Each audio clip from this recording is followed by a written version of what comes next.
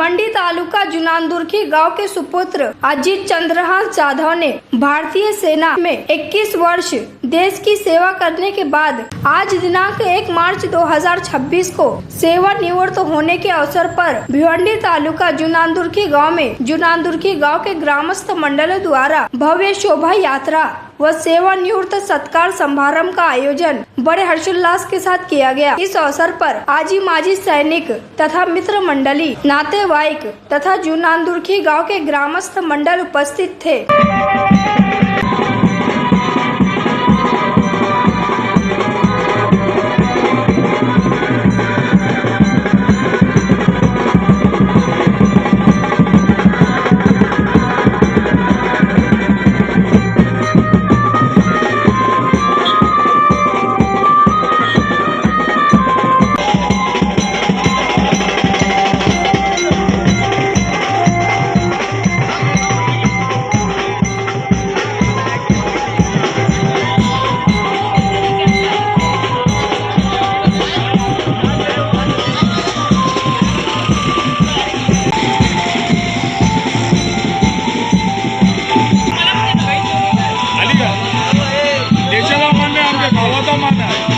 अजीत जाधव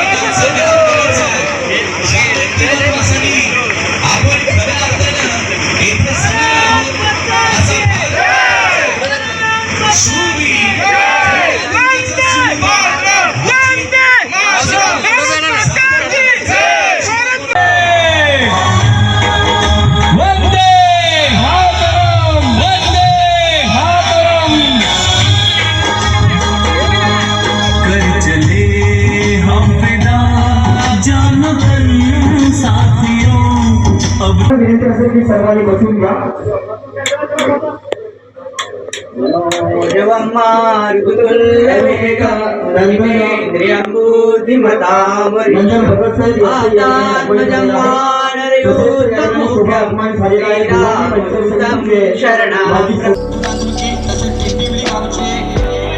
सन्माननीय पोलीस पाटील आणि पोलीस पाटील संघटना कुंदन राऊत सर जे डहाणूवरून आलेले आहेत त्यांचंही करूया मनापासून हार्दिक स्वागत. आजच्या या गौरव कार्यक्रमाकरता सेना राऊत साहेब, देश पाटील साहेब, जुनांदुर्की आपले हार्दिक स्वागत. जुनांदुर्की गावचा गौरव ज्याला आपण संबोधतो जातोय तसे त्या ठिकाणी मनपूर्वक हार्दिक स्वागत. जुनांदुर्की गावचे समाजसेवक दीपकजी राऊत, जुनांदुर्की गावचे सामाजिक कार्यकर्ते यशवंत पाटील, जुनांदुर्कीचे माजी उपसरपंच चित्रफित तयार केली आहे. अजितदादांच्या जीवनावरील जो व्हिडिओ तुमच्या समोर आता काही क्षणातच सादर करणार आहोत त्याचं देखील मनपूर्वक स्वागत आम्ही करतो. आलेल्या तमाम आप्तेष्टांचे या कार्यक्रमामध्ये आम्ही साधू परिवारा समिती आणि जुनांदुर्की गावाच्या वतीनं मनपूर्वक सहर्ष हार्दिक स्वागत करतो. तसेच विद्यमान अध्यक्ष दशरथ केले गुरुजी आपलंही मनापासून हार्दिक स्वागत आहे. जुनांदुर्की गावचे समाजसेवक ओंकार पाटील, त्यानंतर अविनाशजी शिका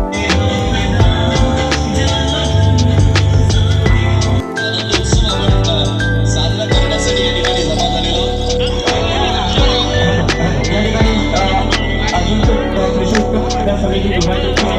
माजी संचालक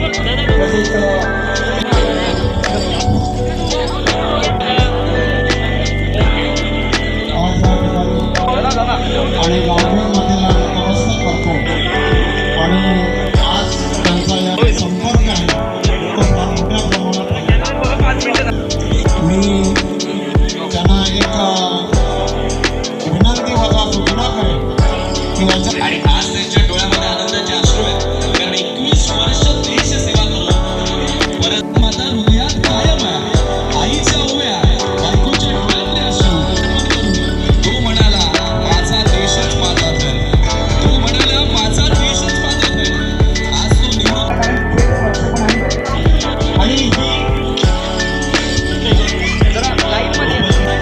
त्याच्यामध्ये सर्वसामान्य माणूस जाऊ शकत नाही.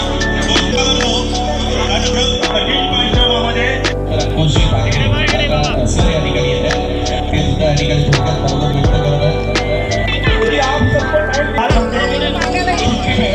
खड़ा हूँ खड़ा है तो और पीछे करें. और एक मार्गदर्शन में हम भिवंडी के अंदर एक सोशल वायरलेस फाउंडेशन चलाते हैं. हम सोशल वायरलेस फाउंडेशन के थ्रू भिवंडी के अंदर भी सब समझ रहे हैं क्योंकि मैं एक महाराष्ट्र पूरे 3 लाख का कमांडो आज की डेट में जिसमें से एक रिटायर हो गया.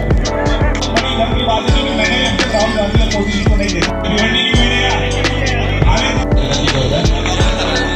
त्यानंतर विनोद आपण बोलीला म्हणजे संतोष पाटील आम्ही सगळे आणि तुमचे आभार. बाकी हा माझा लहानपणाचा मित्र असेल पण मी वेळ मित्र आहे. तो लहानपणा आपला एखादा मुलगा किंवा आपला पती 2-4 तास घेतला जातो पण यांनी ते अजित जाधव माझ्या दरम्यान माझ्या कुटुंबामध्ये विनोद मार्गाने परंतु देशासाठी चांगले आणि सगळं त्याच्यासाठी 1-2 मिनिटं तुमचं घेतं. एक चांगलं लिहिलंय लेखक आज काय लिहिलं की गांधीच्या मागे बाबांची शिकवण असते.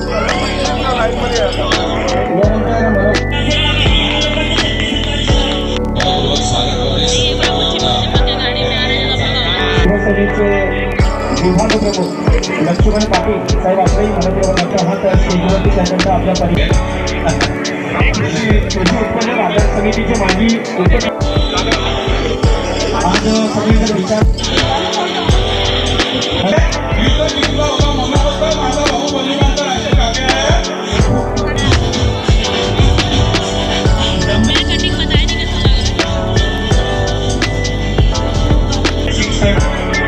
जिल्हा परिषद प्राथमिक शाळा खारागोडा या ठिकाणी झालं. 5वी ते 10वीचं पर्यंत मात्र काश्मीरमध्ये त्याची ट्रेनिंग आपण पाहिली. त्यानंतर पहिली गोष्टी चांगले विद्यार्थी घडवण्यासाठी शिक्षकाची गरज असते आणि देशाचं रक्षण करण्यासाठी सैनिकाची गरज असते. अशातले अजित जाधव यांना शोधून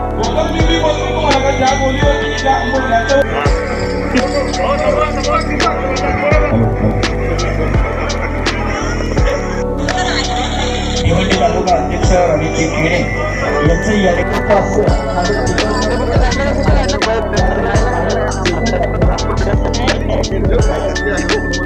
अगदी छत्रपती शिवाजी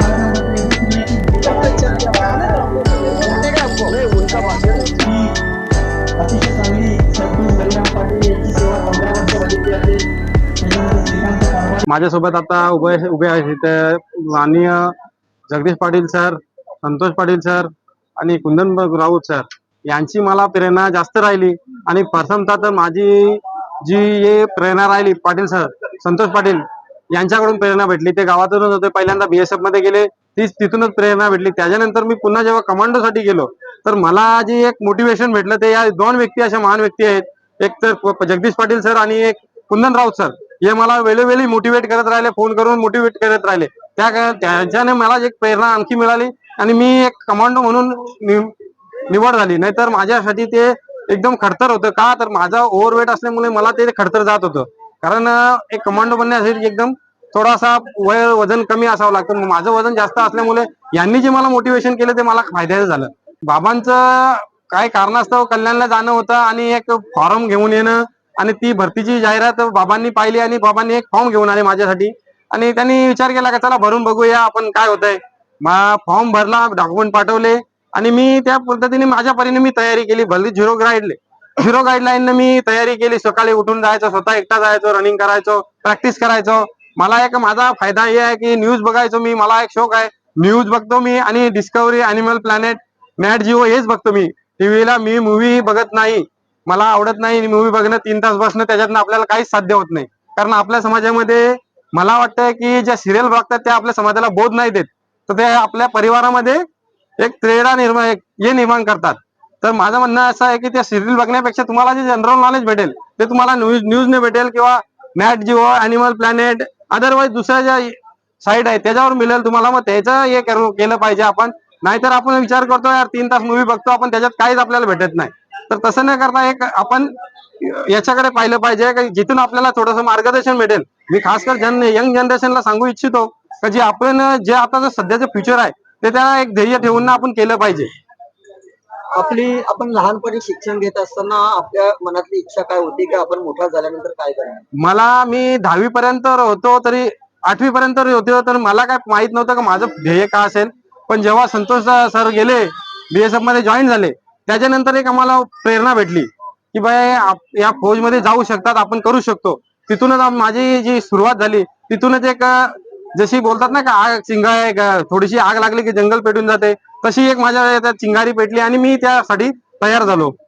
18/12/2004 चा तो दिवस आणि आजचा 1 मार्च 2026 चा दिवस, या 2 दिवसाचा काय उल्लेख करा? उल्लेख एकच करेन की तो दिवस पण एक क्षण आनंदाचा होता, पण दुःख हे होतं की घर सोडून जातोय ना. आजही आनंदाचा आहे की मी घरात येतोय आणि एक दुःख हे आहे की मी एक जिथं माझी ओळख झाली ते घर सोडून आलोय. आपले डोळे पाणावलेले आहेत. खऱ्या अर्थाने आपण ही 21 वर्ष सेवा करत असताना काही चढ उतार आपल्याला आले. या चढ उतारांना कसा आपण प्रतिसाद दिला. घरच्यांचा सपोर्ट असला आणि एक जर आपले जर लाईफ पार्टनर जर आपली चांगली आहे, ती जर समजून घेतात जर सगळे कंडिशन, तर आपल्यासाठी ते सोपं आहे. अगर जर लाईफ पार्टनर पण तुम्हाला जर ओढ लावत असेल, कारण लग्नाच्या पहिलेपर्यंत तुम्ही नॉर्मल सर्व्हिस करू शकता, पण लग्न झाल्यानंतर तुमचा सर्व्हिसचा जो ड्युटी टाइम आहे आणि सर्व्हिसचा तो फरक पडतो आणि त्याचा फरक तुमच्या ड्युटीवर परिणाम होतो. आणि त्याचा फरक आहे, जर ड्युटीवर परिणाम झाला तर माणसाची थोडी मानसिकता बदलून जाते, पण ती व्हायला नाही पाहिजे. जर तुमच्या पाठीमागचा माणूस जर खंबीर असेल तर तुम्ही नॉर्मली ड्युटी करू शकता, एवढं पक्क आहे. आणि माझ्या घरवालीनं ते माझ्यासाठी पूर्णपणे आतापर्यंत केलेलं आहे.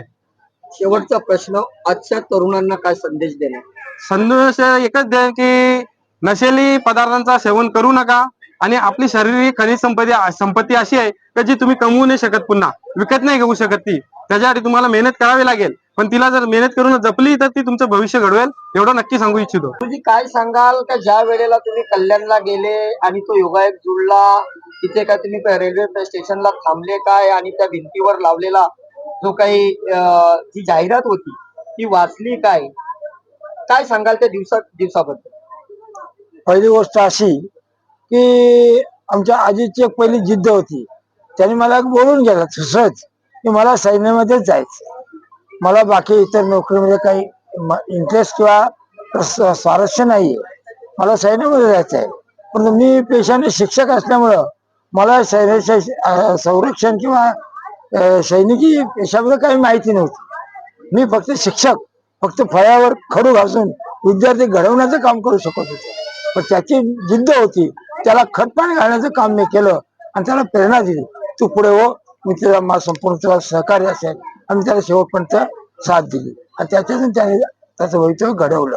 गुरुजी, तो दिवस आठवत असेल तुम्हाला आजही का जेव्हा मुलगा तुमचं घर सोडून भारत मातेचं रक्षण करायला गेला, त्यावेळेला तुमच्या असतील, तुमची पत्नी असेल, तुमची मुलं असतील, तुमच्या सुना असतील, यांची पत्नी असेल, काय तो दिवस तुम्हाला आठवतो? तो दिवस आठवतो असा की तेव्हा पत्नी नव्हती, आमचं कुटुंबच होतं. त्याची आई होती, मी, भावंड, लहान भाऊ वगैरे असं सगळं कुटुंब होतं आमचं. तो निघाल्यानंतर या दिवशी पोस्टिंगचं पत्र मिळालं, उद्या हजर व्हायचंय.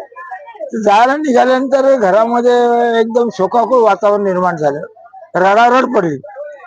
मी सांगितलं हे चुकीचं होतं आपल्याकडे, जर आपल्याला हे करायचं होतं मग त्याला पुढे सोडायचंच नव्हतं. आज त्याला आपण प्रेमाने आनंदाने निरोप द्यायला पाहिजे की तो तिथे गेल्यानंतर काहीतरी कमवू शकेल आणि काही गमवणार नाही, पण कमवू नक्की शकेल आणि ते त्याने आज कमवलं, एवढंच मला म्हणायचं. गुरुजी, रोज वर्तमानपत्र असतील, इलेक्ट्रॉनिक मीडिया, टीव्हीवर बातम्या झळकतात, आज अशा ठिकाणी अशी घटना घडली, या ठिकाणी त्याचा बॉम्बस्फोट झाला, बरोबर. जवान मृत्यू पावले, अशा काही घटना घडत असताना आपल्या घरामध्ये कशा पद्धतीचं वातावरण? नाही, घटना घडत होत्या, वर्तमान वाचत होतो, पण मला एक जिद्द होती की माझा बच्चू आहे, हा काही कम दिलाचा नाहीये, हा मारेल पण मरणार नाही. अशा जिद्दीने त्यांनी जे पाऊल टाकलेलं आहे तो कधी मागे हटणार नाही आणि त्याप्रमाणे त्यांनी सर्व्हिसची 19 वर्ष पूर्ण केली, अगदी मानानं, पानानं आणि सन्मानानं, एवढंच मी सांगू शकतो. गुरुजी, आज तुमच्या मुलाला शुभेच्छा देण्याकरता या ठिकाणी हजारोच्या संख्येने लोक आले, त्यांचं कशा पद्धतीने आभार मानतो? हे माझं प्रेम किंवा मी जोडलेली नाती, जोडलेली माणसं, माझा स्वभाव हा ज्याला एक कारणीभूत असू शकतो. जगदीश पाटील सर, काय सांगाल? आपल्याकडे पाहून हे अजित जाधव पाय पुढे सरकवले, काही लोक मागे पाय घेतात, काही पुढे असतात, परंतु काय सांगाल? आता एक दिवस असा होता की ज्या वेळेला अजित दादा आमचे एनएसजी कमांडो मध्ये जाण्यासाठी आम्हाला विचारलं, मी आणि कुंदन सरांना, की मला एनएसजी कमांडो करायचं आहे, पण आमचं याचं शरीर बघून ह्याला म्हणजे असं म्हणत आला का मी करू शकत नाही, पण ह्याला नेमकं आम्हाला फोन येणं आणि आम्ही त्याला सांगणं काय बाबा तू काय चिंता करू नकोस, तू होणार आणि 100% होणार. आमचं तुला म्हणजे आशीर्वाद आहे आणि आम्ही तुला ट्रेनिंग हेच देतो का तू होणार. आणि एवढा वजन असताना कोणी पण मिलिटरीमध्ये, आर्मीमध्ये असताना कोणी म्हणजे ह्या कोर्समध्ये सिलेक्शन होऊ शकत नाही. तरी पण एवढा शरीर भारी असून सुद्धा असं झाला होता. सर आता फोटो बघा, आमचे आता फोटो बघा, नाही होणार ना. आणि त्याच्यानंतर ते एनएसजी कमांडो मध्ये सिलेक्शन झाले आणि मग सांगितलं पाटील सर, कुंदन सर, मी तुमच्या शब्दाला मान देऊन मी एनएसजी कमांडो झालेलो आहे, तुमच्या आशीर्वादाने झालेलो आहे, तुमच्या मार्गदर्शनाने झालेलो आहे. आणि बोला सर. प्रत्येक व्यक्तीला गुरु असतो, प्रथमतः आई वडील गुरु असतात, त्याच्यानंतर पूर्ण गुरु मिळतो. अशातलाच गुरु तुम्ही लाभले, त्यांना तुम्ही कशा पद्धतीने त्यांना मार्गदर्शन? तेच मी सांगितलं तसंच, कारण मार्गदर्शन जरुरी आहे.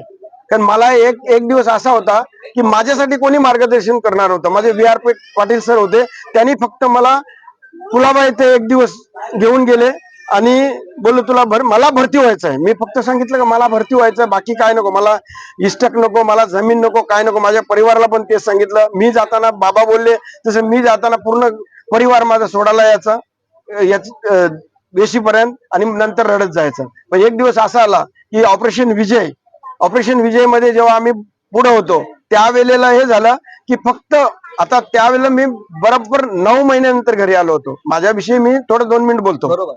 9 महिन्यानंतर माझे मिसेस म्हणजे माझी फॅमिली आणि माझे वडील माझ्या बरोबर होते. जेव्हा वार सुरू झाला त्यावेळेला मिसेसला सांगितलं आणि वडिलांनी सांगितलं एका नॉर्मल डब्यामध्ये मी त्यांना बसवलं आणि जा तुम्ही. त्यावेळेला आम्ही असं असं रडायला यायचं कारण वरून ऊन आणि खालून तापलेली रेत आणि त्याच्यामुळे न जेवण व्यवस्थित ना काय, कारण दिवसभर आम्ही लोक फक्त उन्हामध्ये बसायचो आणि रात्री फक्त चाल करायचो. जे डेझर्ट मध्ये म्हणजे राजस्थान मध्ये रात्रीच फक्त चालायचो आणि कधी पाकिस्तान घुसतो पाकिस्तानमध्ये हेच फक्त विचार करायचो. कारण त्यावेळेला अशी एक घटना होती की असं वाटत होतं का युद्ध होऊ द्या, कारण एवढी आमच्या शरीराची हालत खराब. कारण दिवसभर खड्ड्यामध्ये रेतीमध्ये तापलेल्या रेतीमध्ये आणि हवा चालायची, जेवणामध्ये पण तेच असे हे प्रकार आहे. आर्मीमध्ये जाणं काय काम. ज्या वेळेला आम्ही बर्फात असताना तुम्हाला सांगतो ना, माझ्या डोळ्यासमोरची गोष्ट आहे. आता रडायला येते. माझे मित्र, मी बंकर मध्ये असताना, मी पोस्ट कमांडर असताना, मी पोस्ट कमांडर होतो. पोस्ट कमांडर असताना स्लायडिंग झाली तिथं बर्फामध्ये. स्लायडिंग होतो, स्लायडिंग झाली का ती एकदम वरून आमच्या बंकर मध्ये त्याच्या आतमध्ये राहिलेले पूर्णच्या पूर्ण म्हणजे शहीद होतात. एक दिवशी असं झाला की आतमध्ये ज्या वेळेला आतमध्ये एक असते बुखारी म्हणून असते आमची, तर त्याच्यामध्ये फक्त कोळसा झालाचे म्हणजे आपला भट्टीला वापरणारा कोळसा. त्यावेळेला त्या बुखारीमध्ये शेकत राहायचा पूर्ण दिवसभर आणि आतमध्ये 3-4 प्रत आमचे ड्रेस असायचे. त्याच्यानंतर एक दिवस असा झाला की आम्ही संत्री बोलतो, जो गेट वरती असतो तो, आणि तो झोपला गेला आणि तो झोपल्यामुळे आतले पूर्णच्या पूर्ण जे जवान होते ते पूर्ण झोपले. कारण ऑक्सिजन तिथं त्याच्यामध्ये ऑक्सिजन न भेटल्यामुळे हे आमचे प्रकार खूप होतात. पण आता सध्या गव्हर्नमेंटनी जे केरोसिनची जी बुखारी दिली आम्हाला, स्टोव्ह दिले, त्याच्यामुळे आता सध्या व्यवस्थित चाललेलं आहे. ना त्यावेळेला आमच्या किती गेले किती राहिले ते माहिती नव्हतं पडत. देशसेवा करत असताना आपल्या घरच्यांची संपर्क किती महिन्यांनी होतोय का दिवसामध्ये होतोय का काही दिवस होत नसतो? सर, आता जे भरती होतात त्यांना आता रोज होते, पण आम्हाला ज्या वेळेला आम्ही भरती होतो त्यावेळेला माझ्याकडे फोन नाही, माझ्या घरी फोन नाही ना कुणाकडनं, फक्त आणि फक्त लेटर. फक्त असा एक व्यक्ती मी की माझ्या बेडवरती आलो ट्रेनिंग करून का माझ्या बेडवरती रोज एक लेटर पडायचं. असा कुणालाच नव्हता की मला अभिमान वाटायचा. पूर्ण मी गाव माझा पूर्ण खारबाव गावामध्ये कोणी ना कोणी चिट्ठी, अरे पाटिल तुम कैसा है, तुम्हारे लिए तो बहुत चिट्ठी आता है यार, तुम है कौन? तो बोला कौन नहीं, मैं तो सादा आदमी हूँ, लेकिन क्या है वो लेटर आता रहता था लेटर में. और वो फोन में आपने पूछा, तुम्ही विचारलं का फोनच्या विषयी. मला फोन ज्या वेळेला ऑपरेशन विजय झाला त्यावेळेला मी माझ्या मिसेसशी बोलताना मी असा रडायला यायचो, कारण रात्री फोन करायचो मी आणि रात्री 1-2 तासानंतर आम्हाला फक्त एवढाच. कारण आमचा पगार त्यावेळेला माझा पगार होता 4,500 रुपये आणि त्याचा बिल होता तो जास्त होता, कारण 1 मिनिटाचे 32 रुपये लागायचे. ते 32 रुपयाच्या लगेच ताबा, हा तू कशी आहे, बरी आहे का, हा मी बरं आहे, तू कशी आहे, बरी आहे का, एवढा करून आम्ही ते ठेवून द्यायचो. आणि त्याशिवाय लाईन जी चालायची जी फोनला फोन, कारण त्यावेळेला असं एक तो प्रकार होता की युद्धाचा जो प्रकार, आणि युद्ध होणार होता आणि युद्धामध्ये त्यावेळेला असं वाटायचं का या तर मारू, नाही तर मरण्याचं तर गोष्टच नाही पण मारू. पण त्यावेळेला एक असा दिवस आला की ब्रिगेडर साहेबने आमचा ब्रिगेड आतमध्ये सोडला. त्याच्यानंतर ते, आणि त्यावेळेला अशी गोष्ट होतात त्या, कारण जेवणाच्या टायमाला तर असा रडायला येतो, कारण पूर्ण वालू तिथं वालू आहेत ना, रेत ती पूर्ण चालू असते. जरी जेवणामध्ये हे करून आम्ही खात असतो. आणि जे तुम्ही मिसेस बरोबर बोलणं झालं ते एक रोज नव्हतं, यांचं असं कसं, यांचं पण तसंच होतं पहिला, पण आता थोडं बोलणं आहे. आणि रोज जे आहे रोज असं कधी आणि त्याच्यानंतर मी जेव्हा आफ्रिकेला गेलो, आफ्रिकेला UN आर्मी मध्ये सिलेक्शन झालं माझं इंडियन आर्मी मधून, आणि तिथे गेल्यानंतर रात्री मी फोन करायचो मिसेसला. मिसेस अशी फोनवरती राहायची.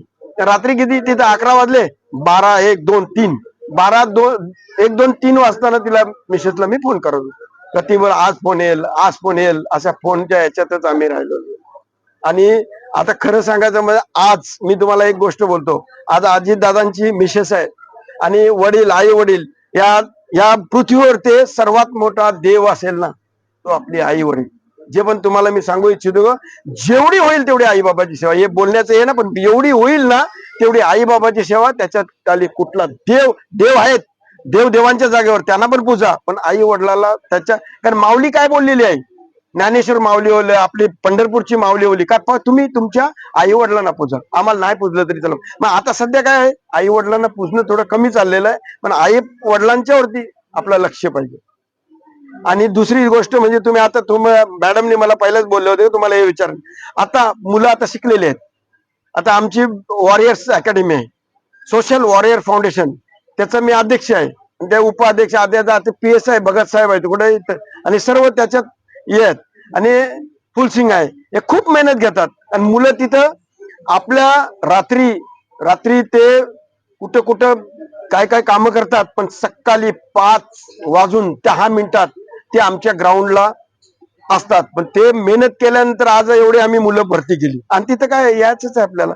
आता आपण काय बोलतो, आमच्या म्हणजे तुम्हाला सांगायचं म्हणजे आमचा परिवार म्हणजे आगरी समाज काय बोलतो, आपल्याकडे खूप काय करायची गरज नाही. अरे तुम्हाला करायची गरज नाही, आज आगरी समाजाचा आहे, मी आहे, आगरी समाज हा आहे, आगरी समाज आम्ही जर करू शकतो तर तुम्ही करू शकता ना. आज तुम्हाला नोकरीची गरज आहे, तुम्ही करू शकता.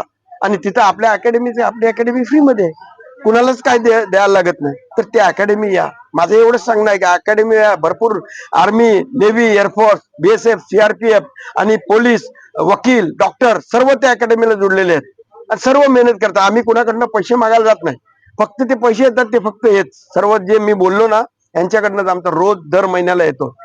त्यासाठी सर्व माझं एकच सांगणं आहे की मुलांना भरती करण्याचा प्रयत्न करा, या मार्गात नाही. तुम्ही आता गव्हर्नमेंटचं बोला, मॅडम बोलल्या, पण तुमच्या याचं बोलता बोलता मी ऐकलं थोडं गव्हर्नमेंटच्या विषय बोला. अरे गव्हर्नमेंट शिक्षण झालेलं आहे, तुम्ही क्रिकेट खेळा, मी नाही बोलत क्रिकेट खेळा, कुस्ती खेळा, मी नाही बोलत का नको खेळू, कुस्ती खेळून. अरे आम्ही काय केले, अजितदादांनी काय केले ते तुम्हाला सांगितलं, तुम्ही सांगितलं एवढं हे करून तुम्ही पुढे गेलाय. त्यासाठी माझं एवढंच सांगणं आहे की मुलांना, आता एक क्लिप बघितली अजितदादांची, अजितदादांचं लहानपणाचं हे दाखवलं ते दाखवलं, हे बघून आपल्याला असं वाटतंय की अरे माझा पोरगा पण असा बनला पाहिजे. मी थोड्या वेळेसाठी मला पण वाटतंय मी पण बनलो पाहिजे. मी असून सुद्धा मला असं वाटतंय की आजपर्यंत मी फौजमध्ये नाही, हेच फौजमध्ये असं वाटतंय, कारण ते तो प्रकारच वेगळा आहे. रात्र दिवस काय समजत नाही, म्हणून ते फक्त क्लिप बनणं एवढं नाही, क्लिप वरती लक्ष लावा आणि त्या क्लिपला बघून जाऊन आपल्या पोरांवरती लक्ष लावा आणि ते मुलांना शिकवा का कसं करायचंय.